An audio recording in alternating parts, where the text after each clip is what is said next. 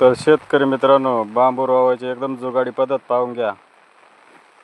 घरगुती जुगाड बनवेला एकदम गावठी जुगाड.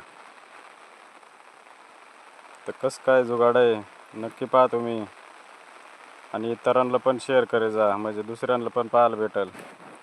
तर पहा, पावर पाय द्यायचा, काहीच ताकद नाही, काहीच बळाची गरज नाही. एकदम इझी पद्धत आहे. तर माणूस एकटासुद्धा बांबू रोवू शकतो. हे पहा, अटकावून द्यायचा, पायानं रपक्यान दाब द्यायचा, लयच कडक असला थोडाफार तर थोडा पायाचा रट्टा मारायचा आणि बांबू एकदम इझी उभा होतो.